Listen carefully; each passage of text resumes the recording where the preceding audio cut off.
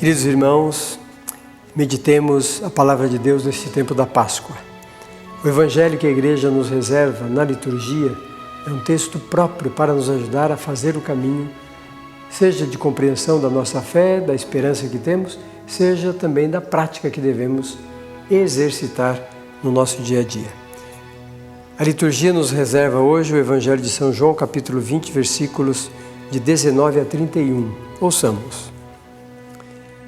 Ao entardecer daquele dia, o primeiro da semana, os discípulos estavam reunidos com as portas trancadas por medo dos judeus.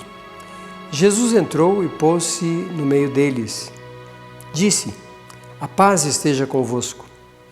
Dito isso, mostrou-lhes as mãos e o lado. Os discípulos então se alegraram por ver o Senhor. Jesus disse, de novo: "A paz esteja convosco. Como o Pai me enviou, eu também vos envio."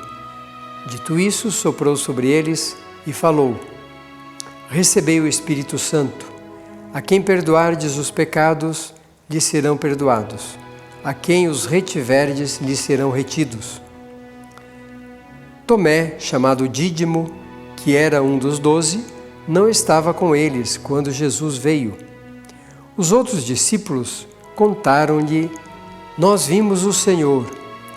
Tomé, porém, disse: "Se eu não vir a marca dos pregos em suas mãos, se eu não puser o dedo nas marcas dos pregos, se eu não puser a mão no seu lado, não crerei." 8 dias depois, os discípulos encontravam-se reunidos na casa, e Tomé estava com eles. Estando as portas trancadas, Jesus entrou, pôs-se no meio deles e disse: "A paz esteja convosco." Depois disse a Tomé: "Põe o teu dedo aqui e olha as minhas mãos. Estende a tua mão, coloca-a no meu lado e não sejas incrédulo, mas crê." Tomé respondeu: "Meu Senhor e meu Deus." Jesus lhe disse: "Porque me viste e creste. Felizes os que não viram e creram." Jesus fez diante dos discípulos muitos outros sinais que não estão escritos neste livro. Estes, porém, foram escritos para que creiais que Jesus é o Cristo, o Filho de Deus, e para que, crendo, tenhais a vida em seu nome. Este Evangelho nos ajuda e nos fortalece. Jesus ressuscitado aparece aos seus apóstolos. E neste texto nós ouvimos logo no início: ao entardecer daquele dia, o primeiro da semana. Queridos irmãos, o primeiro dia da semana é o domingo. A madrugada do domingo é o dia da ressurreição. Por isso, às vezes nós ouvimos essa palavra Páscoa semanal. Claro, a Páscoa é uma vez por ano que nós celebramos uma vez por ano a paixão, morte e ressurreição de nosso Senhor. Mas todo domingo, ou melhor, todo domingo nós celebramos a Páscoa, o dia em que nosso Senhor ressuscitou. Por isso que para nós o domingo é dia santo. Não é um dia como outro.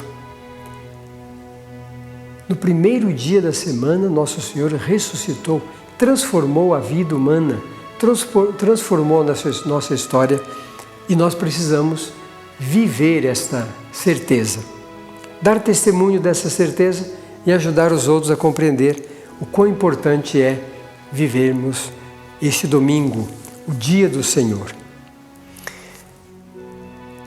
Os discípulos depois vão receber todos estes ensinamentos. E dentre todos os ensinamentos que os apóstolos transmitiram, aqui está a coisa importante.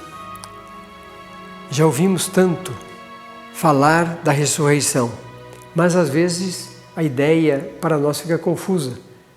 Ficamos misturando às vezes ressurreição, outras ideias sobre a vida futura e outra maneira de compreender. Alguns acham que a gente morre e volta, que há uma ideia de reencarnação. Nós cremos na ressurreição. A ressurreição significa que nós vamos estar participando vivos da alegria de Deus diante de Deus, como Jesus. Iremos ressuscitar como Jesus. Outra coisa importante nesse trecho do Evangelho é o finalzinho do Evangelho que nós ouvimos. Jesus fez diante dos discípulos muitos outros sinais que não estão escritos neste livro. Estes, porém, foram escritos para que creiais que Jesus é o Cristo, o Filho de Deus, e para que, crendo, tenhais a vida em seu nome. Ou seja, a palavra de Deus escrita na Bíblia, no Novo Testamento, aqui nos Evangelhos, não são todo o conteúdo da revelação. Existe muito mais. O texto mesmo diz: diante dos discípulos foram feitos muitos outros sinais que não estão escritos. Mas nós sabemos porque foram transmitidos pelo